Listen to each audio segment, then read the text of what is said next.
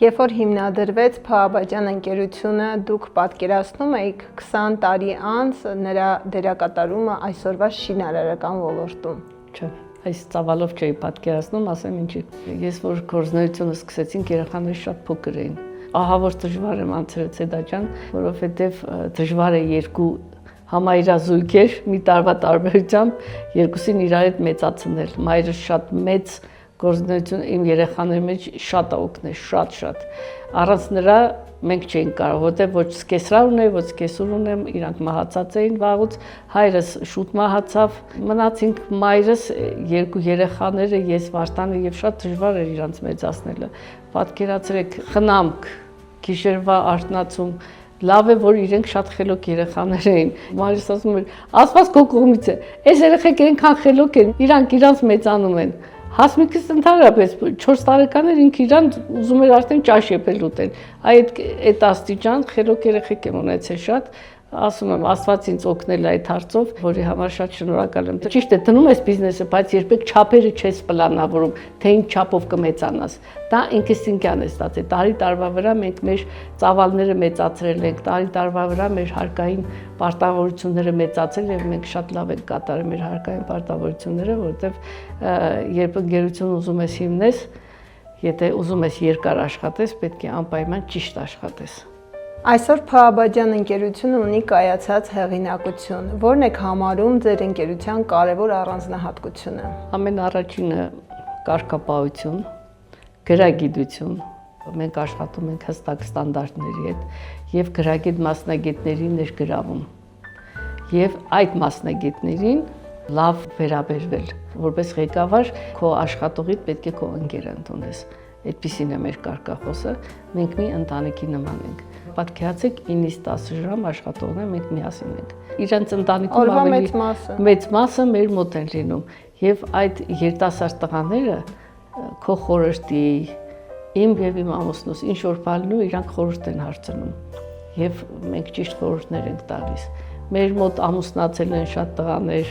հարսանիքներին իհարկե բնականաբար մասնակցել ենք։ Մի ընտանիքի նման ենք։ Կարգապահություն, գրագիտություն, պարտաճանաչություն, ամեն մեկը պետք է իր գործը լավ իմանա, դա է կարգախոսը, դա հաջողության բանալիներից մեկն է։ Հայաստանը սեյսմիկ ակտիվ երկիր է։ Ինչ պատասխանատվություն եք զգում, երբ ձեր եզրակացությունները ազդում են մարդկանց եւ շենքերի սեյսմակայության վրա։ Դա պարտադիր պայման է նախ բոլոր մեր նման կառույցները եւ ոչ միայն նախագծային, տեխնիկական հսկիչները պետք է բոլորը պայքարեն, որպեսզի մեր շենքերը սեյսմակայուն լինեն։ Մենք արդեն ոչ թե 7 բալայնայնության տակ ենք, այլ 9 եւ բարձր բալայնության տակ է, որտեղ Սպիտակի երկրաշարժը ցույց տվեց, որ 7 բալայնությունը մեր մոտ շատ ցածր է։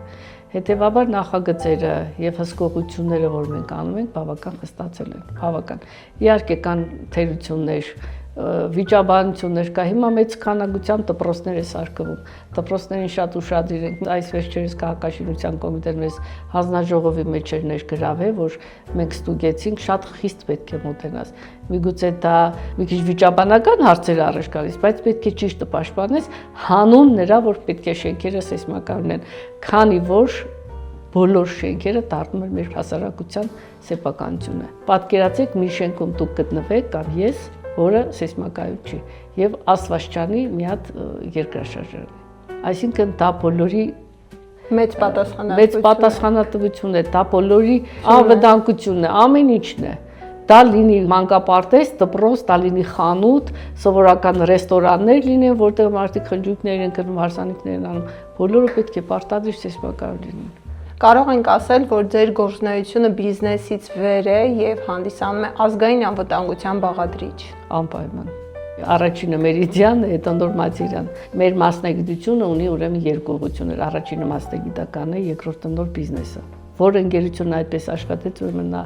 ճիշտ է աշխատում։ Ինչ տեղ է զբաղեցնում ձեր ընկերությունը Հայաստանի շինարարական որակի վերահսկողության համակարգում։ Առաջատար տեղում ենք մենք, այսինքն մեր կարծիքի հետ հաշվի են նստում, մեր կարծիքը հաշվի են առնում, մեզ նախարարությունները հրավիրում են նորմատիվների փոփոխման քննարկումներին եւ on-line եւ տեղում, իհարկե մենք առաջնակարգ տեղում ենք, որի համար ես շատ ուրախ եմ։ Դուք ձեր ոլորտում ոչ միայն որակյալ մասնագետ եք, այլև կին առաջնորդ։ Այս տարիներին ինչ դժվարությունների եք առնչվել։ Դժվարություններ միշտ կան։ Եթե բիզնեսը ճիշտ ես կառավարում, ընկնում ես հունի մեջ արդեն, ինքը ստիկյան տակ գնում է արդեն։ Ամենադժվարը սկիզբն էր, երբ ունենք ֆինանսական խնդիրներ, երբ ամեն ինչ վարկերի տակ էր, ամեն ինչ վարկով ենք, բայց միևնույն է, ես վարկով վերցրել եմ ամենավորակյալ սարքավորումները։ Դուք գիտեք, որ մենք շատ մեծ են մեր սարքավորումները, բավական թանկ են, բայց ես ոչ մի բան չեմ խնայել, այսինքն մի քանի տարի ես ընդհանրապես շահույթ չեմ ունեցել։ Մեր շահույթի շնորհիվ նորից արել ենք ներդրումներ սարքավորումներ ձեռք բերելու համար։ Դրա համար էլ մենք առաջնակարգ դերում ենք, իհարկե։ Ունեմ լավ մասնագետներ, որոնք աշխատում են, եւ իրանք է գիտեն, որ իմ հաջողությունները իրանց հաջողություններն են։